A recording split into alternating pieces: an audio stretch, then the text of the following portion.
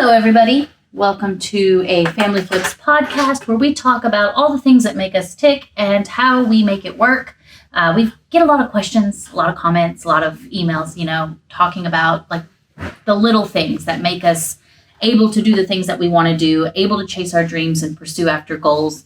And we didn't really have a platform to do that, so we created one. We've been homeschooling a long time, since before it even became, I wouldn't call it mainstream, but I think it's more talked about now. Definitely more popular. In 2023, now, with COVID, with schools being locked down during that time and people having to homeschool because they couldn't go to school.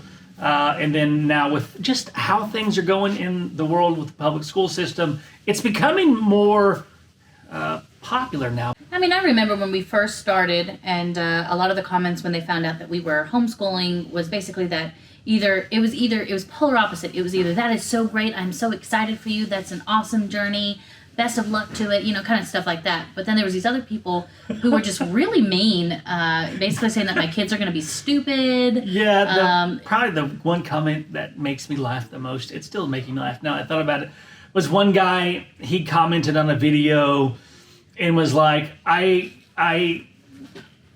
had some people down the road from me that they homeschooled their 3 daughters, and 2 of the 3 daughters grew up to be strippers, and your daughters are going to grow up to be strippers. And I was like, wow. I was like, oh my gosh, for real. But even comments about, our most popular video, it's like, I said, I seen it. And somebody was like, I can't believe that you're going to homeschool your kids and you can't even use proper grammar. So it's always been like a thing, either good or bad, about homeschool. We are getting a lot less bad comments now, just because of what Joe said, all the things that are happening. Yeah. And a lot of people are also now considering homeschooling their kids. Is probably why we're getting a lot more questions now than we used to about like, okay, why are you homeschooling and how do you do it? Because you guys seem very, very busy. They ask us, okay, well, how do you make it work? And I'm like, you can't really understand how it works until you understand why we made the decision. Because when you think about it, your beliefs determine your values, and then your values determine your behaviors. And if your behaviors align with those values and beliefs, it's going to make things a lot easier for you. I think the big 2 reasons why we wanted to homeschool, and when we were about to get married, we were talking about our life, the lifestyle that we wanted. We talked about homeschooling our kids. Granted, there was only Jolynn then, and she wasn't even technically in school. 2. She was 2, because we wanted to be able to have more time with our kids. We know, and too, if you've had kids, especially if you're older, you've had kids and they're grown up and they moved on, and now you've got grandkids and all kinds of stuff. That time goes by so fast. We wanted to have the freedom to where, if work was good and it was set up that, hey, let's take the kids to the park, let's go do this, or let's carve out 3 hours here during this period of time to where we could spend time with the kids, but they could still get the education that they needed, but we're also still able to work and do what we need to take care of our family. But I guess the second biggest part that we talked about was we wanted to make sure that they had a solid foundation based off of our core values, the values that we have, that we talked about before we got married. We decided these are the values, these are the things that are most important to us. We want to instill those core values into our kids before they went to school or public school, because at the same time, it's like we believe in freedom, and autonomy. Is that what you said? Yep, autonomy. Is just the freedom to be able to do. And with our kids, we knew as they get older, they may want to go to public school. And if they ever decided to go to public school, we wanted to make sure that they would be influencers, that they had a good understanding of who they were, the core values that we believe. One of the things that I know about children and what makes them so remarkable in a way is that, nobody is born knowing exactly who they are. I don't have the opportunity to do that. Somebody else will. Mm-hmm. And so one of the reasons why we decided to homeschool, especially in those early primary years, is to be able to have that opportunity to do that with them. If we widen that funnel, though, if we, we're talking specifically about homeschool, but everything that Joe and I do, every venture that we set out is based on the freedom and autonomy to be able to choose. We want to give ourselves and the other people. We value that. We value people having the freedom to mess up, to have the freedom to succeed, to have the freedom to make choices that determine their own consequences. We believe very, very fully in that. You know, even in the way that we run our business, the reason why we chose to be entrepreneurs is because we wanted to be able to make our own decisions and make our own choices. And we thought this was a great vehicle to do that, as well as respect the other values that we have as a family. You know, to be a part of a community and be a part of a family, because we believe that that sphere of influence is probably the way that we can do the most good and spread the most, you know, valuable resources that we have and give them to other people. Right. You know, so those are the main things. I think the biggest thing now that I'm learning, and why it's even becoming more of like, oh, this is why, and like I'm becoming even more solidified in the desire to homeschool and be reaffirmed in that decision, is just the current state of the United States public education system. And I'm saying, teachers, this is not a video where we're saying that teachers in schools everywhere, that they suck, that they're doing horrible, that they're sending the kids to fail. We don't believe in any of that. We actually believe teachers are vastly underpaid. Right. This is us discussing why we choose to do it. Not that this is what's wrong with everything and that's broken. This is why we do what we do. But Jolene's in public school now, right? And I know last year Lucy was in kindergarten. Jolene was in 4th grade. They did all the standardized testing. Last year, Jolene's doing the standardized testing. She just got her test results back a couple of weeks ago. And every standardized test that they've done, on every major thing, I think the lowest one was like 92, the 92nd. The 92. Well, we homeschool our kids. I did it because of New Heights podcast with Jason and Travis Kelsey. They do the 92 percenters. So like for some reason, 92, it messed with me because they say that all the time. But the lowest one, but most of them are like 97th, 98th, 99th percentile. No, I went to parent-teacher conferences, and you know, ultimately, you know, it kind of got me thinking, you know, just really about the public school system and really how hard it is, especially for teachers, because they do love their students. I have not yet met one of Jolene or Lucy's teachers that I did not feel really wanted the best for the kids that they teach, you know. But I want to say it probably started back in like the 90s with the passing of No Child Left Behind, which on paper seemed like a really good idea. And I can understand why it seemed like such a good idea. But, you know, essentially it's to incentivize schools to do what they can to get a child passing and get a child, you know, educated. Right. Where it would actually, you know, funding was determined basically on how well students did. And so what ended up happening ultimately was, you know, they started getting more and more behind. And then we get to this point where I'm seeing teachers all over the place saying, like, you know, they're just passing students who probably shouldn't be passed. And so everything is cumulative. So what you learn in the 4th grade, you're going to build on in the 5th grade, and then so on and so forth. So what's happening now is that we've got, you know, my you know, Jolene's 5th grade teachers are saying, like, we are likely not going to get to these specific concepts at the end of the year because we're still working on stuff they should have learned in 4th grade. Right. And 4th grade didn't get to it because they were behind in 3rd grade, and so on and so forth. And so, you know, we see that Jolene has these really high standardized test scores, and that she ranks very high in the nation. And I'm not saying that my child is not bright. She is very, very bright. She is very, very smart. But this is a comparison based on other children who are falling behind. Right. Not based on whether or not she understands the curriculum based for that age. There is a gnat. You know, especially with Jolene, I know that our 2 youngest, they tried it. They got the T-shirt, and they're just like, you know, we had a conversation with every single one of them. They're like, no, I'm good with homeschool. Just make sure I have friends to play with and that I can, you know, go to co-ops and stuff. That's really their only request. And so I'm like, all right, cool. And of course, we'll continue those conversations every year just to make sure that they have input in the conversation. We have the final decision, but they get input. And so with Jolynn, our oldest, who, has found some really great things to like about public school. And I agree. I went to public school. There were some really good things about public school that I enjoyed. But we're going to have a conversation with her, because a lot of the things that she dreams about and a lot of the things that she wants to do with her life is going to require further education. And I 100% believe that no matter what school she goes to, homeschool or otherwise, she's going to do well. However, why not put her in a place, if I am capable, why not put her in a place where she has the best chance to succeed in that way? Right. And so one of the questions that we'll have to ask her is, what is it that you like about public school so much, and how can we integrate those things into homeschool where you can still get the education that you want, but also the benefits of some of the things that you want to be able to do. And so just based on, the public school system and how it's set up, I don't necessarily believe that it's the best choice for our kids when we are capable. There are people out there who are not able, and you do the best that you can. And I understand the reasoning behind those things.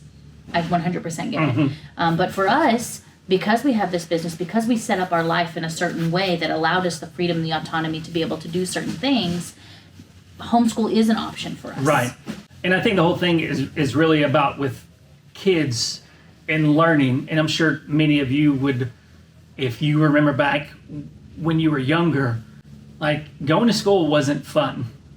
Like you had to go, you were told, this is what you're going to be learning, this is what you're doing, you need to memorize this to get these test scores and do all this stuff. And then once the test is done, you forget everything that you learn. Right. Which the whole public education system now it's test-based learning, meaning that the schools teach so that the kids can pass a test so that they can get the funding that they need from the government to keep the doors open. And there are some kids who thrive in that kind of environment, and I would say there are a lot of academic-based kids that do very well in that environment. Yes. The problem is there are a lot of kids who do not. Right. You would be an example of one of those. Me personally, I fit in the cookie cutter mode. You give me homework and a worksheet and a workbook, I remember it, I do well in the test. I tested okay. I'm not a very good test taker, but I learned how to cope, and I eventually succeeded enough where, I graduated with all A's in school.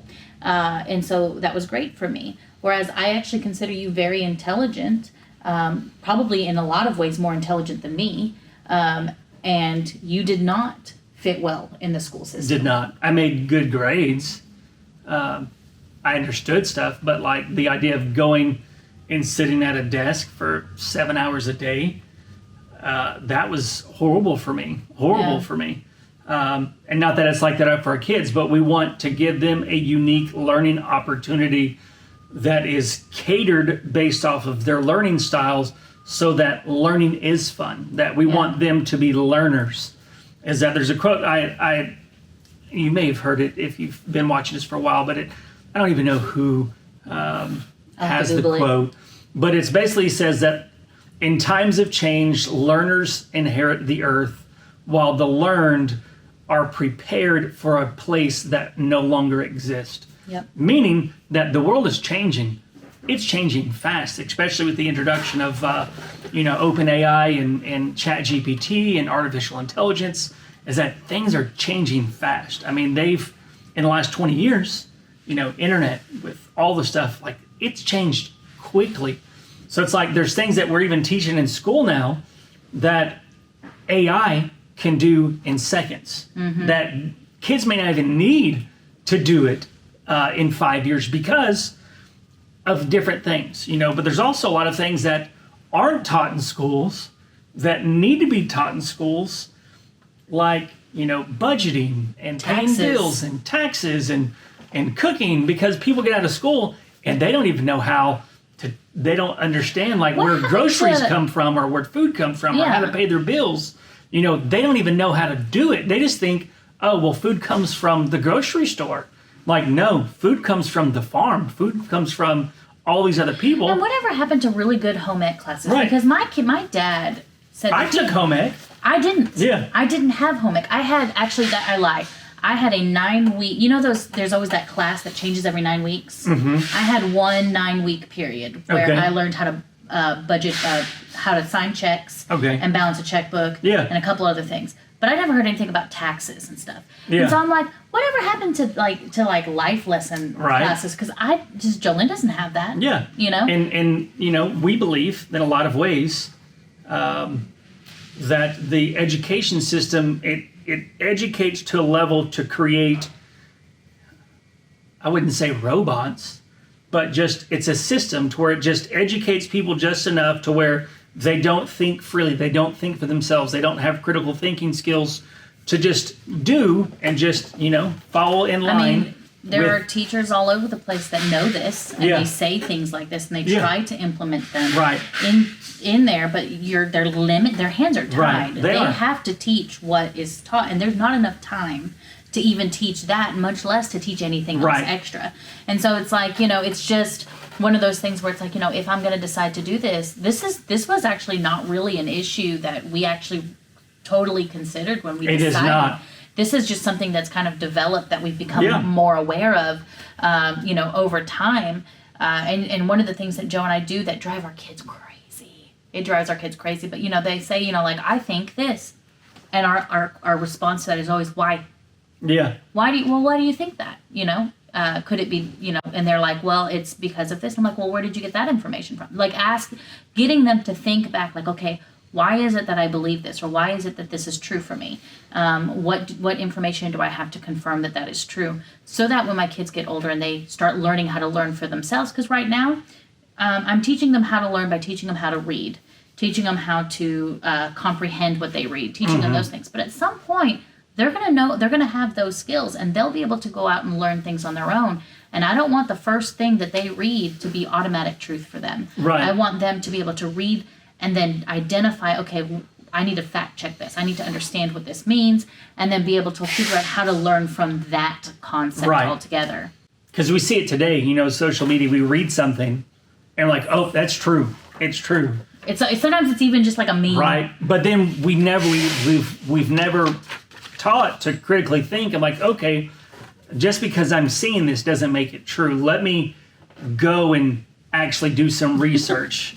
And doing more research on social media is not necessarily research. That's just, you know, but it's actually like, oh, I read some articles. Like, you know, it's more complex than that.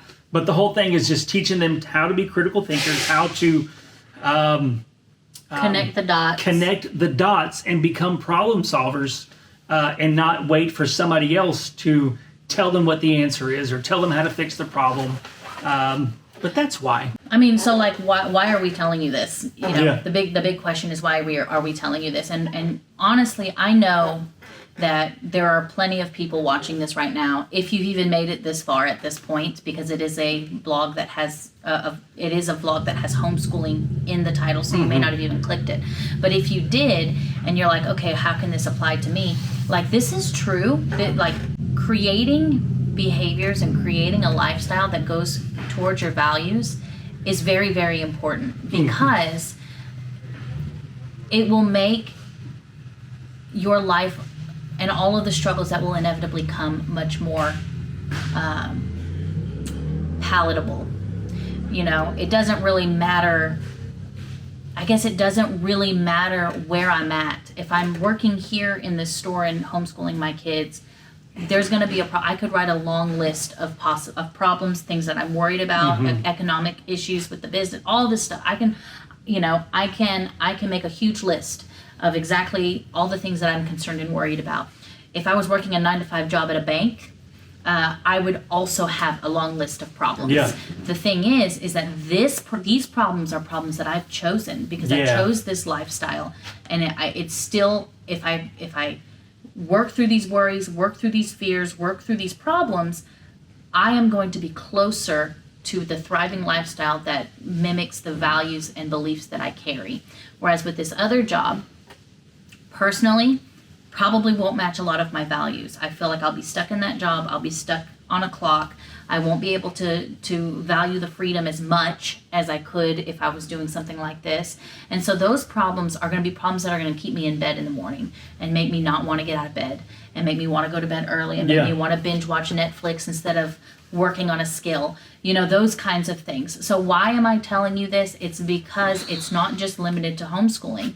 Your why can help you design your entire life. If you are not thriving in your life, maybe your life does not mimic the values that are important to you. And it's not about the values that you feel like should be important to you. Right. Let's be really, really honest with ourselves. Because if like for me and Joe, a big thing, financial security is nice. Sure, we want it. Yes, we work towards it. It's not as high of a value for us. It comes and goes. And so for us, maybe we don't make as much one day and we have to not go out to eat much or not, we have to adjust those things. That's okay for us. Whereas other people, that money and financial security may be a higher value for you, which means that build your life where financial security is something that is more easier to handle. Right. You know what I'm saying? Because if you value financial security and you work a job that has problems, but it pays well, and you value financial security, those problems are going to be a lot more palatable for you. Whereas for me, it probably wouldn't. I'd probably still hate it. You know what I'm saying? Does that make sense? Yeah. Yeah. Choices. And if any of you are interested in sharing your values, I would love to know them. I know some of them are personal. You may not want to share them. If you want to see ours, you can find those on our website, www.thefamilyflips.com, and you look at our About page. I have our 4 main values listed there. So if you're interested to know what ours are, you can find those there. So how we do things now wasn't how we used to do things. No. I think it's the whole thing is process over perfection. Is that we're two people that we're always willing to try things out. In every season, every period of time is also very, very different and takes a very, very different approach to things.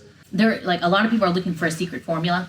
There is no secret formula. Well, you got to think about this. If you look on YouTube and you type in there's start your day with me. Everybody has this secret formula that'll make you $1 million. You wake up at 5 a.m. and you meditate, and then I'm like, look, I tried waking up at 5 a.m. It did not work well for me. I managed it for a little while, but I didn't feel like I was thriving really. And honestly, by 2, 3 o'clock in the afternoon, I felt like I'd worked a full day. And so for me, that just wasn't the case. Now I do love to wake up between 6 and 7 a.m. and that works really, really well for me. Didn't 2 years ago. That was different, So there's no secret formula, especially even personally. There's no secret formula for me. Things that you actually really need that don't change over time. What aspect or what skill do you think is the most important to help you achieve your dreams and help you achieve it? Being disciplined, being dedicated. And some people might, well, that's kind of the same, but they're different. Being dedicated means that I'm giving my full effort all the time. And I'm not talking all the time because you can have an off day. Yes. You can have an off day. But being disciplined is all right, I'm going to do the thing even when I don't feel like it. Being organized, trying out different processes so that you become more efficient. Those are really the key things that we have learned over time that we have to focus. Usually everything falls into those kind of categories. So when it comes to homeschool, how does those 4 categories, those 4 things really fit into homeschool? I would say that dedication is, we have these values that we discussed, previously in this podcast. And that's the reason why we're going to make it work. Right. If there are problems, it's not so easy for us knowing what we know about our values. It's not so easy for us to be this is too hard. We're just going to go public school. Right. That would be very difficult for us to do. So we have the dedication for that. Then we have discipline. So discipline means that even if I don't feel like homeschooling, because let me just be honest with y'all, a lot of people think that homeschooling is that I buy an English book or a math book and then we open to that page and we do a lesson every day. That is not homeschooling for me. I want to know before the week even starts, what lessons are they going to be learning? What concepts are they going to be learning? And then think, do I feel like they're going to struggle with that? Are they going to need more information? Are they going to need more practice? Because if they do, then I want to already be prepared for supplementing. And if I don't know how to supplement, then I got to do the research to find out how to supplement. That means I am talking to teacher. Joe's sister is a school teacher. Has been a school teacher for a couple decades now. I ask her things all the time. and then organization. Organization is really both of us, honestly. Yeah, I mean, I think it's organized, not just in like, you have like being organized with time, and also being organized with space. Is one, there's a schedule. The kids, when you homeschool, you have basically a set time each day that you've allotted to do homeschool. Yep. So that way the kids, they need routine. They know, okay, I'm gonna get up, I can eat breakfast, I can play for a little while, and then it's time to do homeschool. Do you know the scientific reason why routine is beneficial? What's that? So basically, we've got 3 different areas of our brain, right? So you've got like the survival part, right? But then you also have this other part that's called the executive logic part of the brain. Okay. It's right here in the frontal lobe, and that really only operates when you feel safe. If you do not feel safe, you're in fight, fright, freeze response. A lot of kids, their temper tantrums and stuff that happen is because they don't feel safe. Either, and it may not be like, oh, the parents are going to hit me or my parents are abusive. It may not be that. It may just be like, I don't know what's going to happen next, and that freaks me out. Yeah. And then you have temper tantrums. So if, say, for example, we just homeschool whenever we want, or whenever I feel like it's time to homeschool, and they don't know what to expect day to day, they are going to struggle. If they know after lunch, because right now in this season, after lunch is the best time to homeschool. They're just better focused at that time. It took a couple of days to kind of figure that out. When we first started homeschooling, I kind of did different times a day. Found out that right after lunch is the best time. And then that became the thing that we did. And so after lunch, they feel safe and secure in knowing that consistently homeschooling is going to happen. So they've already mentally prepared themselves to learn. They're in that logic functioning of the brain. Not only is it going to be easier for me to homeschool them on a routine, but also they're going to retain more because there's a consistency. They know what's going on. They understand the world around them. And so they're not going to be at all in fight, flight, or freeze response mode. So I thought that was very interesting that you mentioned organization of time, because I mean, just be honest, okay? When you and I are doing something and we have a schedule and it doesn't go as planned and you have to break that news to me, does it not take me some time? It does. To readjust my whole, it's harder for me than it is for other people, but everybody feels that way. Anytime like there's an audible, you have your schedule planned out, something changes. So organization of time, especially when it comes to homeschool, is very, very important. Yeah. Our house, it's not a huge house. It's not a small house. But we set up our house really to be multi-purpose. Like every room has multiple purposes. Like our dining room, it also is the homeschool room. We've got shelves in there. We've got a whiteboard in there. Depend upon your own personal desire. If you homeschool, like you may have to have a bedroom that's for homeschooling because you don't want the living room to have homeschool stuff in there. It all depends on what you value. I'll tell you right now, if that's the thing that you're afraid of, just go on Pinterest for like an hour. Those people are geniuses, and no matter how you want your house to look, you can make it look that way because people are geniuses. I'm telling you. So you had talked about like you had tried for a couple of days different homeschooling times, and you found out that afternoons are the best, right? So that kind of, you became more efficient. You tried things, and you were able to find what was the most efficient. And that's the great thing about homeschooling, and how, I mean, you do a lot of it right now, and how you're most successful is because you try things like. Yeah, it's a common misconception. A lot of people are like, we have to school for the same time that you have to school in public schools, and I'm like, okay. But that teacher has 20 to 30 kids in the classroom. Okay, I was like, that's a whole different level than homeschooling one child, that you are catering that education directly to them. So say, for example, with like Lucy and a language arts, thing. Her language arts curriculum usually has 3 or 4 days dedicated to the same lesson or the same concept. And if she's already mastered it by day 2, I'll do like a quick review just to make sure that she's mastered it. Then I'll skip it, but I'll mark it in case I notice when she's reading or when something's happening that she might be missing that, and I'll come back to it. But also there's going to be times where she's going to have one and we're going to go through all 4 lessons, or 5 lessons that concept is about, and she still doesn't quite get it, I'm going to stop that curriculum and we're going to practice that a little at a time, no more than 10, 15 minutes a day until she gets that mastered and we can move on. And it's personalized to her. When you personalize something like that, you're not wasting time doing stuff that you already know. Right. We've already mastered this. Let's move on. We haven't quite mastered this yet. Let's practice that a little at a time, and maybe we'll do some other stuff too. And we'll just kind of move through and build confidence and all that kind of stuff. Well, when you are a teacher and you have 20 to 30 kids, all from different backgrounds, all with different learning styles, it is going to take significantly longer. Right. And then you have to have that 7-hour school It's like day. trying to herd